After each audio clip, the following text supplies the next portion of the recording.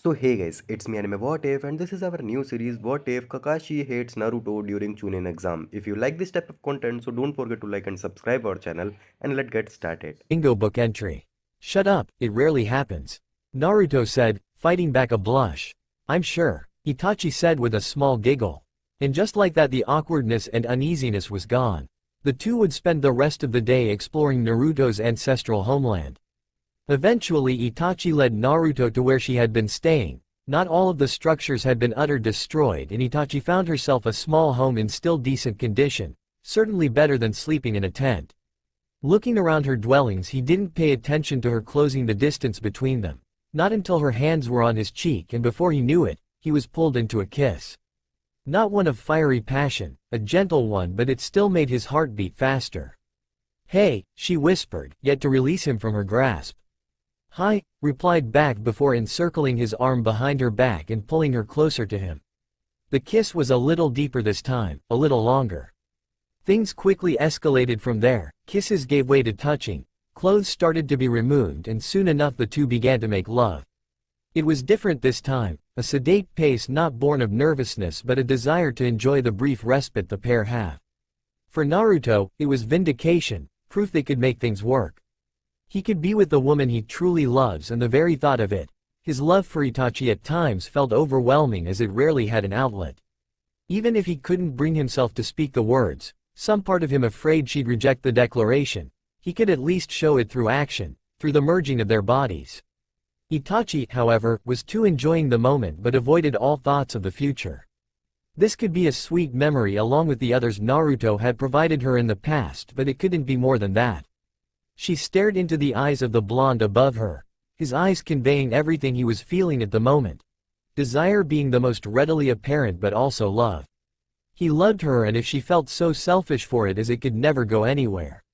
She'd never acknowledge it nor return it, that'd only leave a larger scar on his heart when she eventually left. Briefly visions of a small blonde girl with too much energy pervade her thoughts but she stamps it down. There is no future, there is just now and she'll enjoy the now all she can.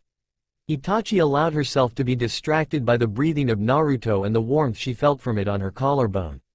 Soon enough all thoughts and concerns melted away as she felt their mutual climax approaching until all was just a haze. The pair would couple twice more before allowing sleep to take them. It was the next morning and the couple lied in bed, each savoring being in the proximity of the other. Itachi was the first to breach the silence, giving voice to something she had noticed before. "What's that seal on your pelvis do?" she asked directly. "Oh, it's a contraceptive seal for men.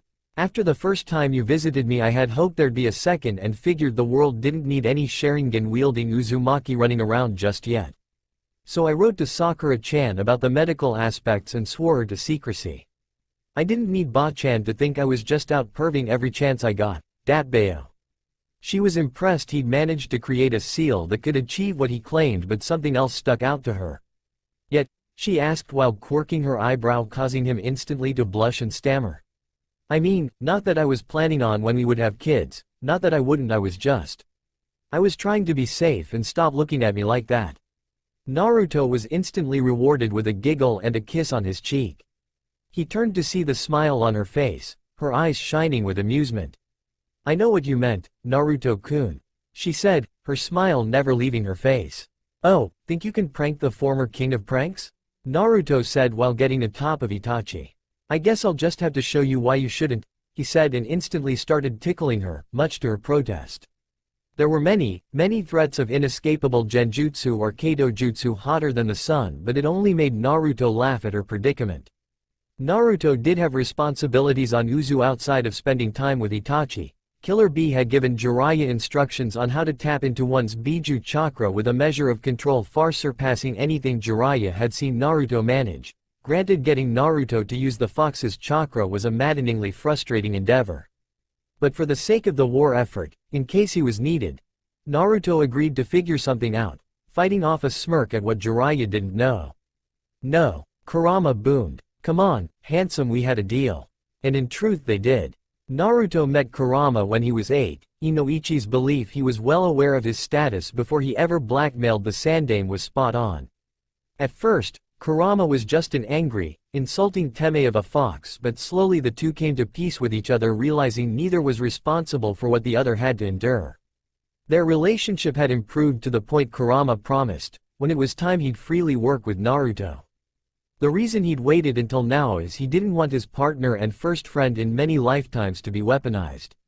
If they knew Naruto had free access to his chakra, Kurama was concerned that all other development would end and Naruto would be forced to do something drastic, something he wouldn't forgive himself for, so the two could escape. With the pressure of having to become a perfect Jinchuriki, or at least weather the hate of a prisoner, Naruto continued to develop his own abilities while also having someone to talk to when he got lonely.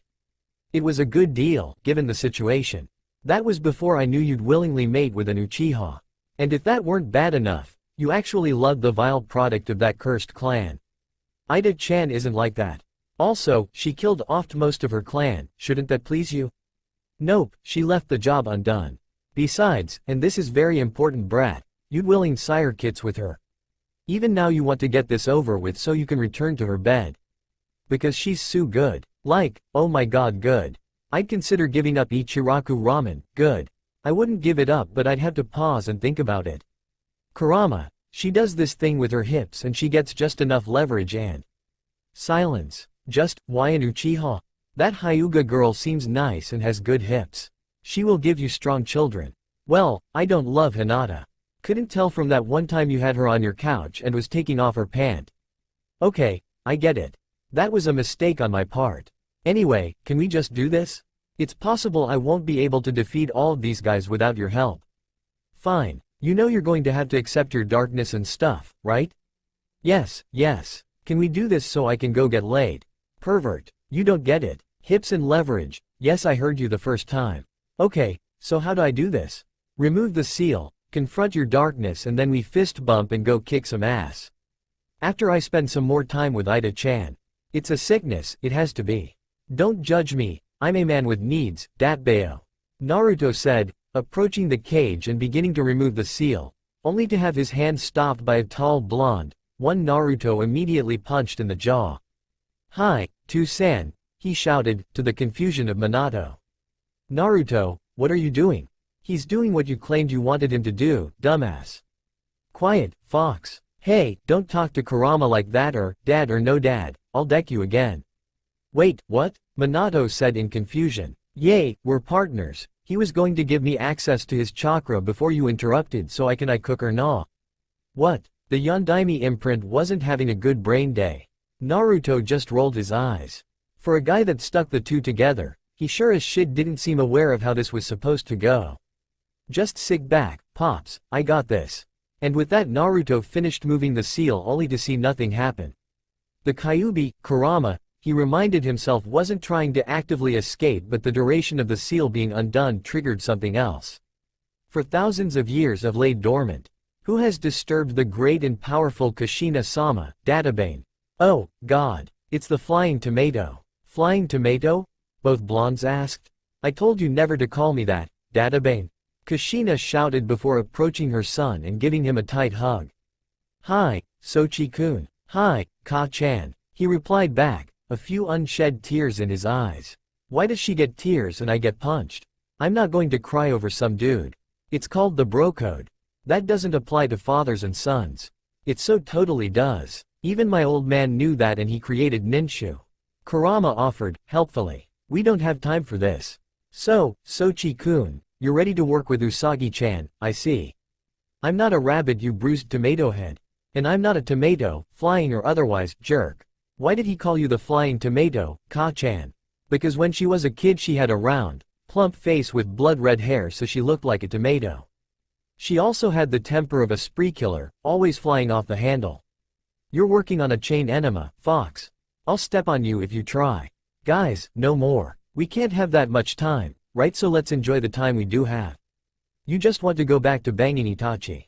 Bro code, dumb fox. Doesn't apply to Biju. Kurama said with a laugh. You can't be sexually active, you're too young, mister. TFF'd. I ain't stopping, so you're just going to have to deal with it. Naruto said, only to receive a similar punch to the one he hit Minato with. You've let Jiraiya corrupt you despite my words. Kushina started, eyes white and her hair floating mimicking 9 tails. Don't worry, Sochi-kun. I'll beat the pervert right out of you. It's what's Ka-chans are for, Databane. Dad, a little help. Huh, no. Bastard. Naruto said, which made Kurama laugh even more. He'd felt the presence again, the one he felt while traveling to Uzu. Fortunately, his extensive security seal, the Iron Palace seal, not only buttressed his sensory abilities but also offered offensive and defensive responses to unwanted intrusions. Jiraiya had to find that out the hard way. The seal alerted him to the Oncomer and Naruto could sense it was approaching them. He didn't know what annoyed him most, the intruder or that he'd have to leave bed to deal with sad intruder, as he was still holding Itachi as her head lay on his chest. Itachi, Naruto whispered. Do you know of someone or something that can merge with trees? Zetsu, the Akatsuki's main source for intelligence. He could seemingly get anywhere almost undetected. Oh, anything else you can tell me about him? He eats people. I want to be judgmental, but given recent events I'd be something of a hypocrite. He said while wiggling his eyebrows. You've been around Jiraiya too long. I believe Kushina-sama was correct in attempting to beat his influence out of you. I'm just trying to keep the mood light given I'm about to go torture this thing? I don't think it's human. So, what's your plan? The next time he reveals himself I'll restrain him and we can go from there. It didn't take long for Zetsu to once again emerge from the vegetation, and just as Naruto said, he had a series of seals to restrain him, block access to his chakra and burn him in an eternal flame if Zetsu didn't talk. It was a similar array to what he used for Danzo. A flame that just caused constant pain but would never truly burn the victim and was sustained by the victim's very own chakra reserves. Naruto wasn't a fan of his torture seal, but he realized it had utility. Zetsu talked, but not because of the threat of torture. Kaguya's will just understood he'd overplayed his hand, his time was up and he'd ultimately failed in his mission to revive his mother. Naruto almost felt bad for the bastard until he relayed that Tobi was commanding an army of white Zetsu that could mimic anyone, and not even a Byakugan nor most sensors could tell the difference. Along with dozens of Edo Tensei of the strongest shinobi in history, the alliance was in trouble. Itachi burned Zetsu with her Amaterasu and the couple found Jiraiya so they could head off to battle. Once the trio was ready, Naruto made them vanish in a flash of yellow. The scene they arrived to was bad. All 5 sitting cage were barely clinging onto life as some long-haired Uchiha zombie mocked them. Tsunade's torso was separated from her legs as she was slowly dragging herself toward her legs to reattach them. Jiraiya was dismayed. Itachi was surprised to see just who the Uchiha was. Naruto was livid, beside himself, downright murderous, and fortunately for him, there were no moral qualms to killing a zombie and an army of plant people. He helped Tsunade on her path and then shared Kurama's chakra with her so she could fully heal herself and the other cage. Madara, Itachi identified, didn't seem bothered by any of this and just let the Jinchuriki do what he wanted. Naruto surmised that the Uchiha clan must have parables about how arrogance in battle assures victory because that's the only way that makes sense. It took some doing, but Jiraiya and Itachi agreed to go face Tobi with the small army of shadow clones Naruto provided while he would stay and face Madara, the duo only agreeing to it after he promised he had a plan for the man. Tsunade wanted to argue against Naruto doing this, but she had already failed and the shame of it made her stay quiet. Naruto slowly approached the notorious Uchiha, trying to remain calm as undue haste would result in his death. "Come to face me alone, boy?" Madara asked. "What can you do that those 5 cage couldn't? Even with the power of my pet fox, you're nothing compared to me." Tisk. A couple of questions before we start. It's not every day you get to meet a legend. Seeing Madara consent, Naruto continued. "Is it true? Hashirama-sama tried to shove a tree up your ass at the Valley of the End, but it was blocked by the 10-foot pole you normally kept up there." This caused the Uchiha to go wide-eyed before narrowing them to slits. "That's question 1, brat. One more before we dance and you die. That question was for you to ask me. Like I said, it isn't every day you get to meet a legend. You should be honored, Teme. I'm going to enjoy this, but I doubt you'll last even 5 minutes. When this is over, I'm going to want to see that same energy." 4:59 later. A blinded and restrained Madara has a look of disbelieving rage plastered on his face. How a shinobi he outclasses in every area managed to do this to him is still something he can't understand. Naruto, however, just looked ready to finish this stage of the battle. And what a battle it was. Madara spammed high-level jutsu after high-level jutsu only for Naruto to continually dodge but inch his way to his opponent. Eventually it became a taijutsu battle and Naruto baited Madara until he revealed his trump card. The chakra arms he could produce. No one knew about them and Naruto made sure not to reveal them until he could strike, and strike he did. Naruto created 3 arms, each designed with a specific seal in mind. 2 would seal Madara's eyes, robbing him of his Rinnegan, and the last would end the bastard for good. How? Madara grunted. I'm just so tempted to say ninja and leave it at that, but I'll be quick. There was an asshole that killed my grandfather using the jutsu that brought you back. I was determined to never allow myself to be defenseless against it, so I took a look at the village's forbidden scroll of seals. It turns out the Edo Tensei isn't that complex. There needs to be a physical body because dead bodies still contain yang chakra. The jutsu calls back the yin chakra of the intended and the DNA or blood, along with the chakra provided by the user as the anchor that allows the yin to merge with the foreign yang. You separate the two and the jutsu ends. I essentially did that, except when your yin releases it'll be more like a very small star collapsing, and hopefully you'll take that fake with you. What's your name, boy? Naruto Uzumaki. Of course, that clan of second-rate shinobi. Fighting with ink like a bunch of cowards. Oh no, Mr. Zombie, don't insult my clan. Whatever, loser, just sit there and wait to be of use. Before he departed, Naruto had something he needed to tell her. He whispered it in her ear. She looked mildly shocked, but his firm head nod confirmed he meant what he said. He then disappeared in a yellow flash. Tsunade, what did the boy tell you? Asked I. The person controlling the Edo Tensei was Sasuke Uchiha. The battle against the eventually revealed Obito was hard fought. He pulled some broken hack's ability to avoid being killed by Naruto's Madara bomb, but it still injured him. The fight against the other Biju was epic. Naruto, Killer Bee and Itachi worked very well as a newly formed team, much to Obito's ire. He became increasingly unhinged, going for wide area effects jutsu and abandoning tactics.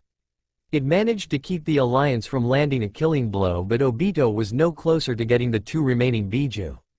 Then Sasuke arrived and literally stabbed Obito in the back, ending the war. Except he had a deranged look in his eyes. He started shouting Naruto's name repeatedly and Naruto was more than willing to meet the challenge.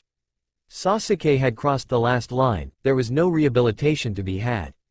He was a mad beast and Naruto would put him down, promises be damned.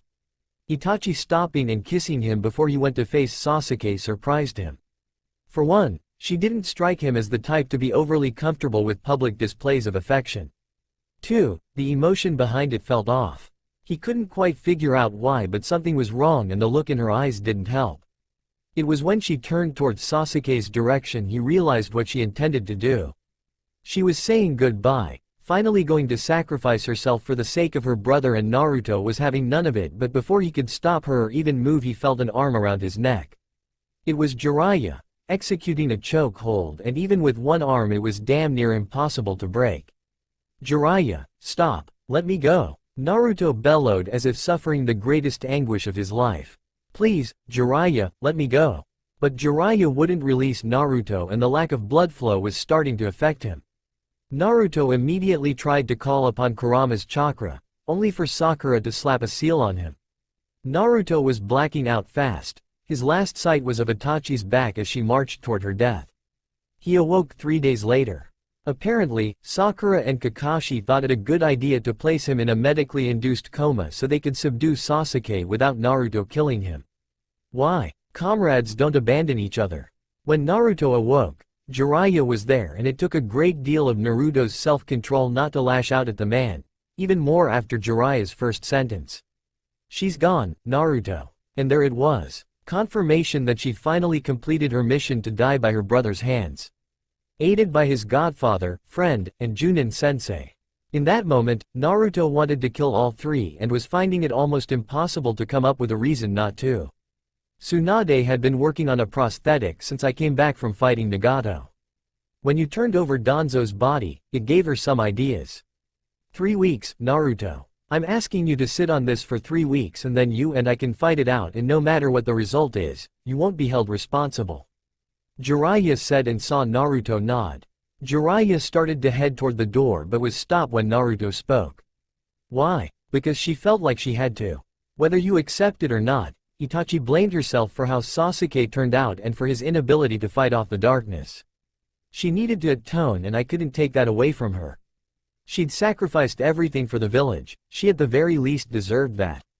She deserved a future, to have her name cleared and be acknowledged as the loyal kunoichi she was. True, but she didn't want that. She wanted to try to save her brother.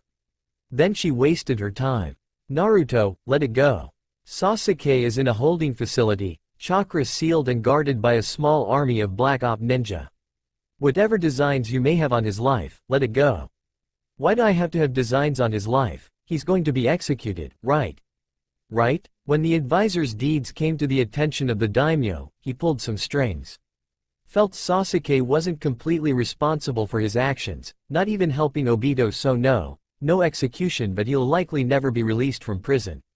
Well, isn't that grand? Leave, Jiraiya. I'll see you in 3 weeks. The duel between the two Toad sages destroyed 3 training grounds by the time it was done. Kakashi ordered all other ninja to avoid the surrounding areas, so no one truly witnessed the details of the battle, but the destruction of the land told the story of 2 high-level shinobi going at each other with intent and a tier of power most ninja couldn't truly comprehend. Both combatants managed to leave under their own power, but Jiraiya did have to go directly to the hospital, whereas Naruto simply vanished. 3 months after the end of the war, Naruto received a request from Sasuke to visit him in prison. Naruto knew the asshole wanted nothing of importance but decided to go, to have one final conversation with him. It started off how one could predict, Sasuke admonishing Naruto for his betrayal, how if he'd be a true friend none of this would have happened, and how it was his betrayal with Itachi that was truly unforgivable. All of that was more or less boilerplate and easily ignored. It was his final statements that sealed Sasuke's fate. Does it hurt, Naruto? That she's gone? Yes, Sasuke, it does. No, not that. Of course it hurts my Nei-san is gone. Does it hurt that she loved me more than you? That she chose death by my hand over being with you? Does that burn? Does it keep you up at night? Your inability to protect your precious person because she didn't value you enough? Did she even tell you she loved you? Because she told me, right before my Kirin vaporized her. She sounded so sincere. I'm sorry for all the pain I caused you, Sasuke, and I'll always love you, she said. And for that love you killed her. No, you killed her. This village killed her, just like it killed the rest of my clan. My best friend and my sister, screwing behind my back. Laughing at me, plotting and planning and manipulating me. You had to answer for your betrayal. One of you had to die, but truthfully I wanted it to be you. I think it's because I've always hated you, at least a little. Well, this has been a blast, Sasuke. Enjoy your time in prison. Oh, I will. No matter what, I'll always be the person that took your love from you, and there is nothing you can do about it. You won't seek revenge, it's not your way. Goodbye, Dobi. Live in misery. As Naruto was exiting the visitors area, he felt a familiar presence arrive in the shadows. What are your orders, Naruto-sama? Asked Sai. One of the many former Root members that had slowly transitioned back into village life, and while many wouldn't never fully have their emotions back, they were getting some and were thankful to Naruto for no longer being beholden to Danzo. Is it all set? Naruto asked. Yes, we have successfully infiltrated the prison, be it guards or inmates. Good. I want you to do nothing. Nothing? Sai asked in confusion. Yes, nothing. No beatings, no rapes, no violence of any kind, and prevent others from doing the same. I also want him to have no allies, no friends, no one to even share a conversation with. Sasuke knows the hell of loneliness, but it's time for him to be reintroduced to it. As far as anyone is concerned, while in there Sasuke Uchiha doesn't exist. The only voices speaking to him should be the ones in his head. Let's see how strong he is. It will be done, Naruto-sama. Meanwhile, Jiraiya was glad Tsunade hadn't left the village yet and could only hope she'd be willing to help him. He didn't have a lot of people he could trust with this, but it also wasn't a small ask. She'd been less than thrilled with him, Sakura and Kakashi, after they subdued Naruto how they did.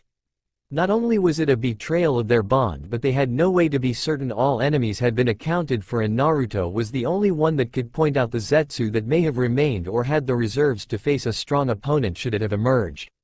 She understood honoring Itachi's final wish, but she also knows the heartache of watching the person you love die and being able to do nothing to stop it. Things had been tense between the two remaining Sannin since. "Tsunade, I need your help?" Jiraiya stated, seeing no reason to be less than direct. "Concerning what?" "I have a VIP in need of medical care. The village has." "Tsunade, this person isn't in the village but needs help, the best, which is you. Your absolute secrecy is also required." "Then I need details, Jiraiya." Jiraiya faltered, wondering if he should tell her now and risk her sharing this information. "It's a high-risk pregnancy. The patient has a degenerative disease but has managed to prevent much of the damage associated with it. However, the pregnancy and recent events may stress her body to the breaking point." "Who is this person? This sounds serious. If I tell you, you cannot share this information, Tsunade. Please, promise me." "She'd be entitled doctor-patient confidentiality, Jiraiya. It's Itachi, she's alive." He struggled against her grip. Oh, he knew if her intent was to kill him he'd be dead already. Too fast for him to have truly put up a fight, but being strangled, even if it isn't enough to truly end him, was unpleasant. And while he was sure she wasn't trying to kill now, Tsunade is volatility personified and may change her mind at any moment. "Explain. Stop choking me and I will, damn it." Jiraiya said and breathed in deeply. Like air was the most precious commodity in the world. "I got a letter from one of her summons. Apparently, right before Sasuke's jutsu could do any true damage she was reversed summoned. When she demanded to know why, the elder informed her they could sense she was pregnant and felt said future child was theirs to protect. So, why didn't she come back here? Haim, you left for years because of your loss and you weren't the cause of it. This place, it haunts her. She can't be here, it's too much. What about Naruto? I assume he's the father. I don't know, if she doesn't get help it might be a moot point. And if you idiots hadn't rendered him comatose she wouldn't have been alone. No, she wouldn't have but game that out. If Naruto gets involved it becomes a Team 7 affair. Naruto would have likely killed Kakashi if he'd gotten in the way, and depending on the state of Itachi, maybe Sakura as well. Who else would join in to avenge Kakashi and Sakura, even if they were in the wrong? Guy? Which brings along his team. Maybe the other rookies? Except Guy pulling off a completely suicidal attack. Who could stand to Naruto now? One that's lost in heartbreak and rage? At full power I could for a time, but I was nowhere near that then. If Naruto was conscious, he was dangerous, and I foresaw a bloodbath, except Madara and Obito wouldn't have been at the center of it. I'd rather he hate me than allow him to become a monster in a weak moment. Tsunade couldn't deny the logic of his scenario, but it felt like an excuse, a lot of conjecture on what could have happened. But now was not the time to dwell on the poor decisions of her idiot teammate and suicidal Uchiha. She had a patient that needed help. The Sannin made haste toward Itachi, but even still it took them 2 days to arrive. The small, single-story cabin was entirely unassuming, fitting for a missing nin. As they approached they were met by someone neither of them expected and immediately tensed for a fight. "No need for that, I'm here at Itachi's behest. You know, Toad, Slug, Shark and Weasel. I swear there's a joke in here somewhere," said Kisame as he greeted the Sannin at his door. "And if you make it I'll punch you so hard you'll see the curvature of the earth." "Now, where is Itachi?" "She's in the back," Kisame answered as he moved out of Tsunade's way. "She's a bit violent, ain't she?" he asked when Tsunade was no longer within earshot. "No, she's a lot violent and I'd suggest you not push it," Jiraiya said, subconsciously rubbing his neck. "It's kinda my nature, though. I'm a button pusher, I push buttons. The youth always have to get lessons beat into their heads." Kisame could only shrug. Jiraiya wasn't exactly wrong. "You look like there is something you want to say." "Oh, picking up on that are we? You should just say it. You're an idiot. I'm okay with that. Go be an idiot, until you involved my idiot in your idiocy. If by idiocy you mean sex, well he was more than willing. Besides, we used preventive measures." "You mean that seal of his? Sakura told me about it. Something must have happened, maybe the influx of the Kyuubi's chakra. Kurama, whatever. But no, the sex wasn't the idiocy I meant. I meant you running off to die for no reason. Sasuke may never know peace, but he certainly wouldn't if I were alive, and no matter what he did, he deserved justice. I wronged him, having done it on orders doesn't change that fact. If Naruto had not intervened, this wouldn't even be an issue. So, our idiot involved me in his own idiocy, for the record. Ah, the seal. The seal is essentially the problem, Itachi. Yes, it healed you and extended your life and did so again when you faced Sasuke. The problem is the toll taken on your body. You're dying. How long? 7 years, 10 at most if you don't push yourself too hard. But the baby will be alright? Yes, and I'll be staying by your side to make sure, but your baby will be fine. I'll talk to Jiraiya, we can arrange transport for you. I'm not going back to the village. Yes, you are. No, I'm not. If stress is bad for me, what do you think the scene where I committed mass murder is going to do? What about Naruto? There are things in the works for Naruto. Our chapter is over, my returning would only complicate matters. Even if you don't have that long, you both deserve to take advantage of the time you do have, and he deserves to know about his child. And he will, when the time is right. But I won't live in that village, and it does more harm than good to have Naruto not there or working on Konoha's behalf. He can do that and not be there, Itachi. Yes, he can. Or he can not know and move on with someone and have an actual life with them. A lifelong partner that can support and love him. I can't do that, and if it is known that he's consorting with a missing nin, that's bad for him. He will eventually know of our child together, when I'm sure it was divert him from his dream of being Hokage. Then we'll have to release the truth about the Uchiha massacre. More than a few people know anyway. But not everyone, nor should they. Why are you fighting so hard to be away from him? 7 to 10 years. Will I be an invalid at some point? Would he be reduced to my nurse? Would you want to be remembered like that? So, vanity? Dignity. I shouldn't even be alive, but I am, so I will do what I need to do, but I won't drag him down with me. What benefit is there of him knowing I'm alive? Yes, he will miss some time with his child, and if he never forgives me I'd understand. But what else? I'm not the only person that cares for him. He'll have options, a woman that doesn't come with my baggage and can actually be a life partner for him instead of whatever I'd be. He can be happy. He will be happy. Haven't you learned your grand manipulations don't work? They will this time. Last time I had no one to ensure they wouldn't fail. That's not the case. And who is this person that's going to aid you in this plan? The one person who wanted me away from Naruto more than you did. His little heiress. Tsunade snorted, despite the seriousness of the conversation. Jiraiya told me you didn't much care for her. I have no strong opinions on her one way or another, except she genuinely cares for Naruto and will help him move on. Even if they don't ultimately end up together, she'll be of use. I assume she's grown a spine. Kitty has claws. You know, just because you say really jealous things with a monotone doesn't make them any less jealous. I am not jealous, Lady Tsunade. Sure, well, we need to make arrangements. It seems I'll be out of the village for a while. Thank you. Don't, you're essentially carrying my grandchild. Even if Naruto is going to hate me when this all comes out, I wouldn't trust anyone with this but myself. I thank you all the same. By the way, would you like to know the gender? Hi, you're having a girl, Tsunade said before turning to leave as Itachi had the largest smile she'd ever made on her face. Walking out to get some air, Tsunade is instantly questioned by Kisame. Hey, super tits, how's is as far as Kisame got before he was sent flying by Tsunade's right hook. You got something to say? She asked Jiraiya. I just want to know if she's alright. I can't get into specifics, but she and the baby are not in immediate danger. I'll be staying with her to make sure that continues to be the case. As she finished, Kisame returned. Damn, you pack a punch. That should encourage you to watch your mouth in the future. No, that's not my style. Just like your style isn't calm, reasonable discussions. You're ultra-violent. I like that in a woman. I'm a high-functioning sociopath. A cynical man for a cynical world to boot. I won't promise you love, don't know shit about it besides I've seen what it's done to Itachi and that shit is toxic, but I am loyal and durable and gifted in the right places. What do you say, let's make this thing work? Kisame said, only to be greeted with another punch, flying in a similar trajectory. I have to admit, as far as confessions go, that wasn't awful. You always were the weird one, Tsunade. What? Tsunade said in shock, as there was no way she was weirder than Orochimaru. Days turned to months, and before they knew it, Itachi was ready to deliver. The affair was intense for the two male spectators, Jiraiya making a point to be there in Naruto's stead. When she arrived, Itachi was overcome with emotion. The little girl that once haunted her dreams. The impossibility turned improbability, now reality was in her arms. She saw the barest hint of blonde hair on her head and her eyes were just as blue as her father's.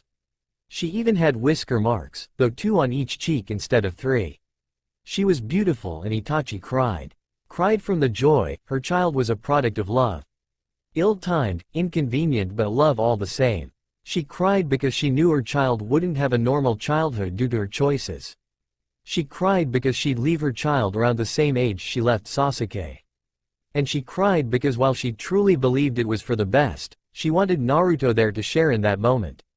She wished she had been free of her ghosts, able to truly support and be with Naruto as he continued to do great things, but actions come with consequences and these were hers. But for this moment she could cry for the bitter and the sweet, the gains and the losses. Seeing her overwhelmed, Tsunade, Jiraiya and Kisame gave her a moment along with the baby, which she greatly appreciated. It took her a moment but Itachi finally collected herself and could only smile at the bundle in her arms, now resting peacefully. Not wishing to disturb her, Itachi simply whispered, "It's nice to finally meet you, Izumi Uzumaki." "To-chan," the small boy shouted. He'd have startled his poor father if said father wasn't a world-class shinobi and also pretending to be asleep so he could spend more time in bed with his wife. "Seems you've been summoned," his bedmate said, sleepily. "Maybe if I keep my eyes closed he'll get bored and go away." "I can hear you, Dadabasa," the boy said before jumping on his father, causing the man to grunt at the additional weight. I'm up. Now, what can I do for you? Hima and I want you to play with us." "Sure, son, no problem, but did you really have to wake me up for that?" "I don't have any missions today, it could have waited." "No, it was too I am important." The boy sounded out as if the word was foreign to him. "Oh, was it now?" the older man asked, only to see his son nod sagaciously. "Fine, let's get breakfast and get ready for the day so I can take you both to the park." "Yay!" the boy shouted, finally climbing off his dad and running out of the room. "Good thing you didn't have any plans today." "I actually did, but seeing as how it involved activities that led to that little," he stopped at his wife's glare. "Bundle of love I could not picture my life without." He stopped to see if it were sufficient and it was. The glare was gone. Maybe it was for the best. "Probably, besides I'm not producing any more Uzumaki anyway. Your clan must have been genetically inclined towards large-headed babies." Gasp, "I cannot believe you said that." Gasp, again, he said, "To make up for this slight to my ancestors, restitution must be paid. I had to push them out, restitution has been met." "Sorry, it has not. My ancestors cry out for justice and I must follow through." "You sound like the Teme, husband." "Oh harumph, harumph, harumph. Now, I must avenge that most grievous slight," he said with a glint in his eyes. "Whatever you are planning, don't do it." "But I must. I'm warning you, Naruto-kun. It takes some of the bite off the threat when you add kun. Darling, but all the same I will brave your wrath as my quest is righteous."